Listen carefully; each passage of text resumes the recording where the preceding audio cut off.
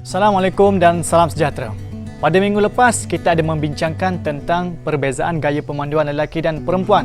Dan di akhir video itu, saya ada menyebut mengapa kebanyakan perempuan mengalami kesukaran untuk meletakkan kenderaan secara mengundur. Jadi, pada minggu ini kita akan bincangkan jawapannya. Tuan-tuan, sebagaimana penglihatan, otak lelaki dan perempuan juga mempunyai perbezaan. Dalam otak lelaki, mereka mempunyai ruangan khusus, iaitu ruangan spasial. Apa itu spasial? Spasial adalah suatu kebolehan membayangkan rupa bentuk sesuatu benda, dimensi, koordinasi, nisbah, pergerakan dan geografi.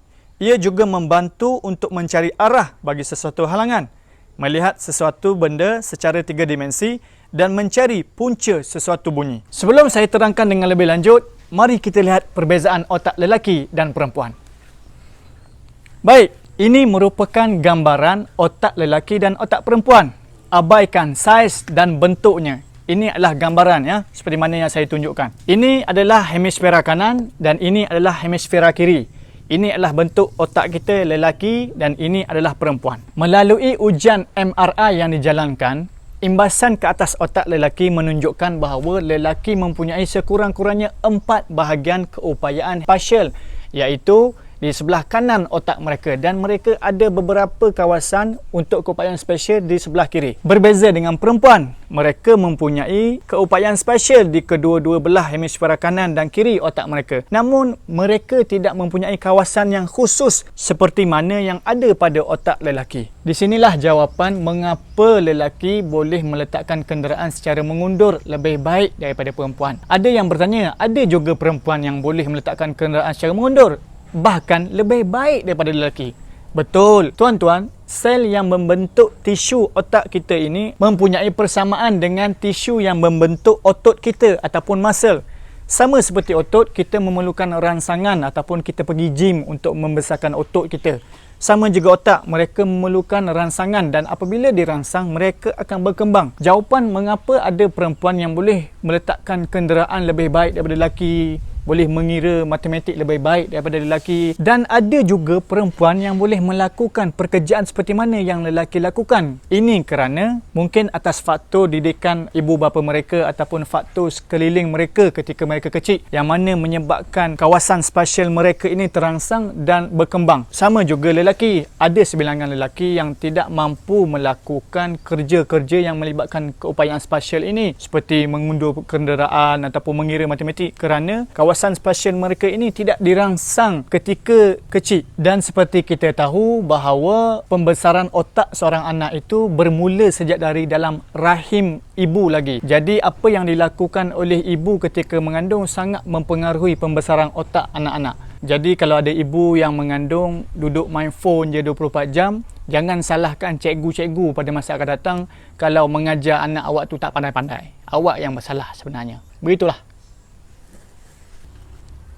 Keupayaan spasial ini sangat berkait rapat dengan pengiraan ataupun imajinasi, atau dalam bahasa pasalnya kita sebut sebagai mengagak. Mengagak. Sebab itu kita tengok kalau ayah kita nak pergi beli perabot, mereka tidak perlu membawa pita pengukur kerana ianya sudah berada dalam otak mereka. Tapi kalau mak kita ataupun kakak kita nak pergi beli perabot, biasanya mereka akan bawa tali pita pengukur ataupun talilah apa-apalah.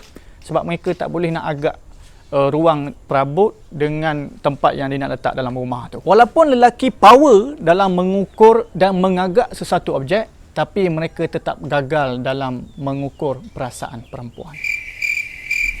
Kalau ada yang bertanya, kenapa lelaki saja yang ada keupayaan spasial ini? Seperti dalam video terdahulu, saya ada menyebut tentang lelaki ini dicipta sebagai pemburu. Jadi seorang pemburu, mereka sangat memerlukan keupayaan spasial ini, di mana mereka perlu mengagak jarak, kelajuan ataupun kekuatan yang dia perlukan untuk menangkap mangsa buruan tersebut. Tapi sekarang lelaki tak perlu berburu lagi. Betul. Tapi kebanyakan bidang pekerjaan pada hari ini memerlukan keupayaan spasial. Kerana itulah kita boleh lihat 90% bidang pekerjaan kejuruteraan dan kru kokpit kapal terbang dipenuhi oleh lelaki. Dalam bidang sukan juga sama. Kebanyakan kaum lelaki lah yang mendominasi kerana kebanyakan acara sukan memerlukan keupayaan spasial ini. Seperti bola sepak, bola keranjang, golf dan acara-acara larian. Oleh kerana itu, kita tidak perlu hairan jika lelaki boleh menghabiskan masa berjam-jam menonton perlawanan bola sepak, kerana mereka sukakan ataupun ruangan spesial ini menyebabkan mereka menyukai permainan ataupun game